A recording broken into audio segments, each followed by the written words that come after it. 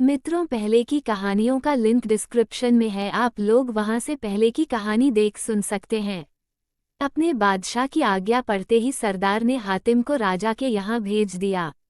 हातिम के पहुंचने से पहले ही शहर में हल्ला हो गया कि आज यहाँ एक आदमी बंदी के रूप में आ रहा है, जो लाल सागर के तट पर से पकड़कर बादशाह के सामने लाया जा रहा है। परिजाद की बेटी ने सुना, जिसका नाम हंसना था। सुनते ही अपनी सहेलियों से कहने लगी, एक बंदी आदमी आज शाही दरबार में आ रहा है, चलो देखें तो कैसा है। हंसना अपनी माँ के पास जाकर बोली, अम्मी आज बाग में जाना चाहती हूँ। माँ ने आज्ञा ने दी। हंसना माँ की आज्ञानुसार सहेलियों को साथ लेकर बाग में पहुँच गई। इतने में 10-12 सिपाही दिखाई दिए। सहेली ने उनके पास जाकर पूछा कि तुम लोग कौन हो, कहाँ से आए हो। तब सिपाही कहने लगे, हम लाल सागर के चौकीदार हैं, आज रात को यही विश्राम करेंगे और प्रातःकाल बादशाह के सामने इस बंदी को ले जाएंगे। सहेली हातिम के रूप को देख मोहित हो गई। बाग में पहुंच हंसना से कहने लगी, यह राह में बैठे वही सिपाही हैं जो उस आदमी को बादशाह के पास ले जा रहे हैं। जब पहर रात बीता और सिपाही गहरी नींद में सो गए तो हंसना और 4 सखी वहां पहुंची और हातिम को सोता हुआ उठाकर बाग में ले गई। जब हातिम की नींद खुली तो सामने चंद्रमुखी हंसना को देखा और चकित होकर बोला, अरे तू कौन है, मुझे यहाँ कैसे ले आई। ये सुन हंसना कहने लगी, हे प्यारे, तू कुछ सोच विचार ना कर, ये बाग परिजाद का है और मैं उसकी बेटी हूँ। मेरा नाम हंसना है। मैंने सहेलियों के हाथ उन सिपाहियों के बीच में से तुझे निकलवाया है। अब तेरे ऊपर तन मन से बलिहार हूँ, इसलिए तू किसी भी प्रकार की चिंता ना कर। हातिम ने कहा, तू मेरे काम में बाधा डाल रही है, मुझे जहाँ से लाई वहाँ पहुँचा दे। हंसना बोली, तुझे क्या काम है, मुझे बता। हातिम कहने लगा, मुझे माहरू परीशाह का मोहरा लाना है। ये सुन हंसना कपकपा उठी और आंखों में आंसू भरकर कहने लगी, अरे मेरे हृदय को दुखाने वाले, तेरे सिर पर तो वैसे ही मृत्यु नाच रही है। मैंने जहाँ से मंगवाया है यदि वहाँ पहुँचा दूँ तो कल सवेरे ही बादशाह की आज्ञा से कत्ल हो जाएगा। जिस पर तू हमारे बादशाह का मोहरा चाहता है, भला तेरे जीवन का क्या ठिकाना। हातिम ने कहा, हे परिजाद, यदि वह मोहरा मुझे नहीं मिला तो यहीं पर मर जाऊंगा, मैं जीवित अपने घर नहीं जा सकता। हंसना बोली कि अच्छा, तेरा ये प्रण है तो बुद्धि से काम ले। तू मेरे पास विश्राम कर, जिससे तेरे इस कठिन काम में सहायता कर सकूं। ये सुनकर हातिम बड़ा ही प्रसन्न हुआ और हंसना के साथ उस बाग में आनंद करने लगा। सुबह होने पर सिपाही जगे तो बंदी को न पाकर बड़े घबराए और सब हाल दरबार में जाकर कहा, जिसे सुनकर बादशाह ने गुस्से में मंत्री को आज्ञा दी, सिपाहियों को चारों ओर भेजकर जल्दी से उस बंदी को तलाश कराओ। बादशाह की आज्ञानुसार बहुत से सिपाही हातिम की खोज में लग गए। उन्होंने हातिम को हंसना परी के साथ बाग में देख लिया। हातिम को देखकर तत्काल दरबार में आए। बादशाह से कहा, उस आदमी को मीना परिजाद की बेटी हंसना ने अपने बाग में छिपा रखा है। इतना सुनते ही बादशाह क्रोध में सिपाहियों को हुक्म दिया, जाओ उसको बंदी सहित दरबार में लाओ। ये सुनते ही सिपाही चल पड़े और मीना परिजाद को गिरफ्तार कर लिया। कुछ सिपाही बाग में पहुंचे और हंसना को हातिम सहित पकड़ लिया और दरबार को ले चले।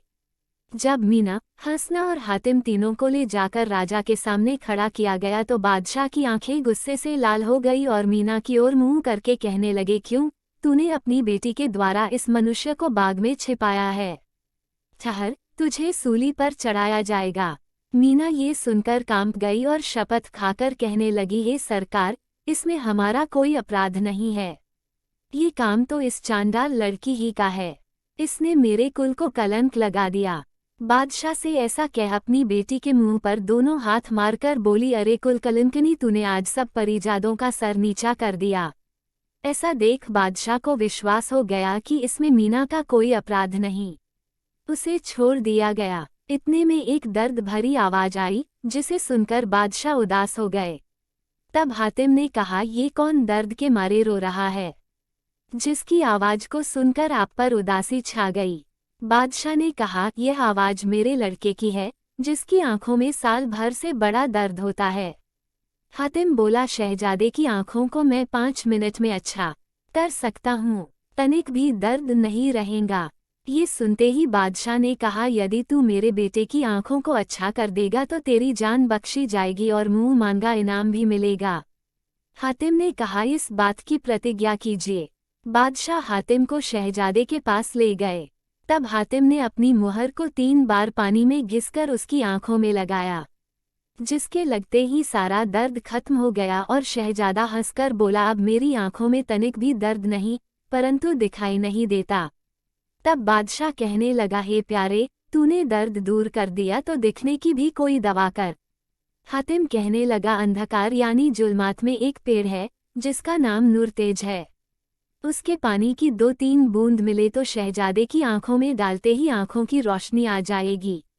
ये सुनते ही बादशाह दरबार में आकर बोले, परिजादो, तुम में कोई ऐसा भी है जो नूरतेज पेड़ का पानी ला दे? ये सुन सब थर्रा गए। तब हंसना परी कहने लगी, व्याकुल क्यों होते हो? यदि आप जान बख्शे और इस मनुष्य को मुझे दे तो उस पेड़ का पानी मैं लाऊंगी। बादशाह बोला, अच्छा हंसना, जो तूने मांगा वह मैंने दिया। तू जा और उस पेड़ का पानी ला। अपने कई सखियों को साथ ले हंसना वहां से उड़ी और उड़ते उड़ते 40 दिन में अंधकार में पहुंच गई। वहां जाकर देखा कि नूरतेज पेड़ इतना ऊंचा है जिसकी चोटी ऊपर आकाश तक पहुंची है और उससे पानी टपक रहा है। संयोगवश उस समय वहां कोई और नहीं था। हंसना ने निर्भय हो नीचे उतरकर एक शीशी उसके पानी से भरी और तत्काल उड़कर वापस आई और बादशाह के सामने वह पानी भरी शीशी रख दी। वह कहने लगे, हे प्यारे, अब तू मेरे बेटे की आंख बना दे। हातिम ने शहजादे के पास जा उस शीशी के पानी में एक बार मोहरा घिसा और उसकी आंखों में लगाया, ऊपर से पट्टी बांध दी जो 8 दिन पीछे खोली। पट्टी खोलते ही शहजादे की आंखें अच्छी हो गई और अपने माता पिता के दर्शन करके हातिम के चरणों में गिर पड़ा। हातिम ने शहजादे को छाती से लगा लिया। सारे शहर में आनंद छा गया।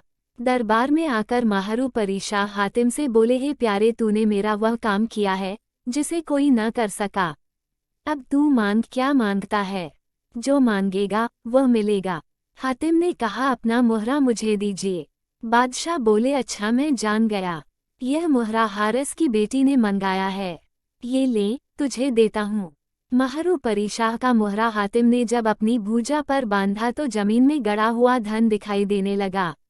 जब हातिम बादशाह से आज्ञा मांगकर कुछ दिन हंसना के पास रहा और उसके साथ भोग विलास किया, फिर वहां से विदा होकर चल दिया और देवों के पास आया। जब देवों ने हातिम को देखा तो खुशी का ठिकाना न रहा।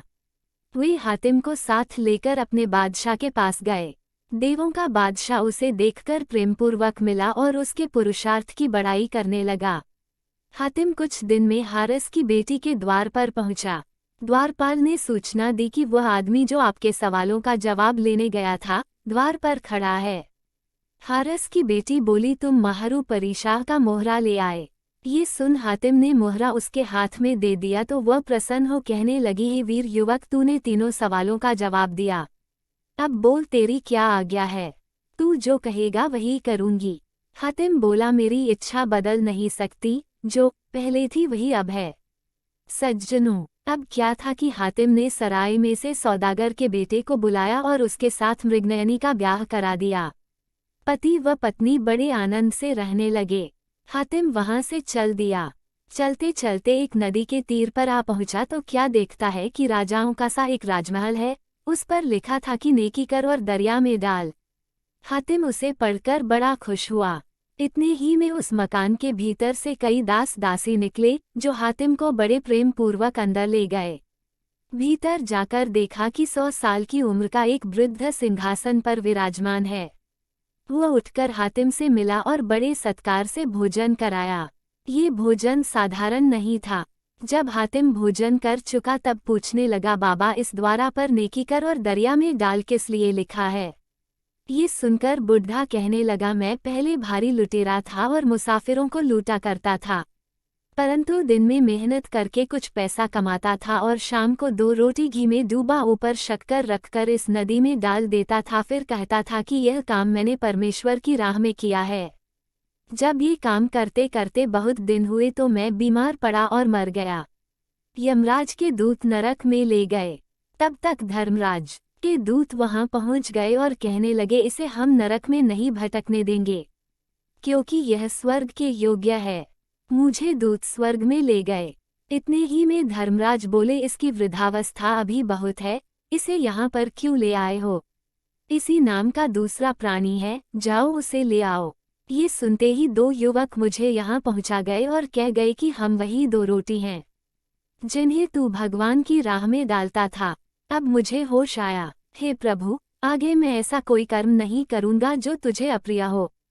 फिर रात को स्वप्न में देखा कि एक अति शोभायमान पुरुष कहता है, हे भक्त, मुझे भगवान ने आज्ञा दी है 100 दीनार प्रतिदिन तुझे दूं, जिसमें से कुछ तू अपने लिए खर्च कर और कुछ ईश्वर की राह में दे।